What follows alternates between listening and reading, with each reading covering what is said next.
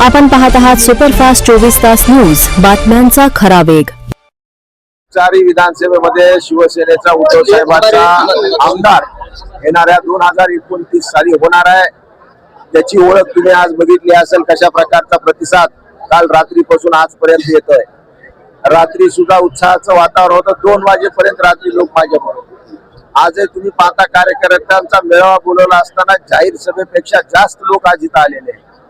जवळपास आम्ही अंदाज व्यक्त केला होता की 2-3 हजारांचा आमचा मेळावा होईल, 10 ते 15 हजार लोक इथं आज आलेले आहेत। स्वतःहून लोकांचे रिस्पॉन्स, ज्याला प्रतिसाद मिळते, ते उद्धव साहेबांवर खूप आहे। मोठ्या प्रमाणावर सहानुभूतीची लाट या देशामध्ये उसळलेली आहे आणि जशा प्रकारचा भ्रष्टाचार, जशा प्रकारची बेरोजगारी, महागाई म्हणा की जाती जातीमध्ये भांडण लावण्याचं काम हे सरकारने केलेलं आहे, हे सर्वसामान्य नागरिकांनी आता ओळखलेलं आहे।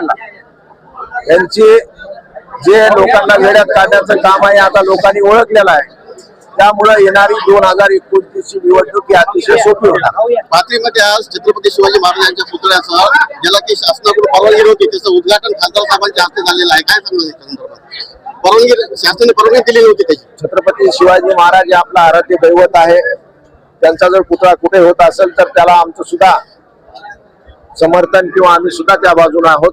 छत्रपती शिवाजी महाराज असतील किंवा इतर महापुरुष असतील, यांचे जर कुठे पुतळे होत असतील तर त्यांचा विचार जर सर्वसामान्य माणसाकडे पोहोचण्याचं काम करत असतील तर निश्चितच त्याला आम्ही समर्थन देऊ। पण कुठं जर तिथं राजकारण होत असेल तर महापुरुषाच्या नावावर राजकारण करणं सुद्धा फार चुकीचं आहे, हे सुद्धा मी या निमित्तानं स्पष्ट करतो। सर, उभाट्यात त्यांना विकास होत नव्हता म्हणत जिल्ह्याचा, काय म्हणणं आहे त्याच्यावर आपलं? कार्यकर्त्यांना सांभाळण्यासाठी अडचणी येत होत्या, निधी भेटत नव्हता। कार्यकर्त्यांना मतदान केलेलं आहे का? 18 लाख लोकांनी मतदान केलेलं आहे। ज्या लोकांनी तुम्हाला विरोधी पक्षात बसायचं किंवा उद्धव साहेबांच्या मागे पाठीशी राहावं यासाठी मतदान केलं होतं, त्या मतदाराला तुम्ही विचारलंय का? 18 लाख मतदारांनी तुम्हाला याचं समर्थन दिलंय का? तुम्हाला आताच विकास कसा आठवतो 25 वर्षानंतर?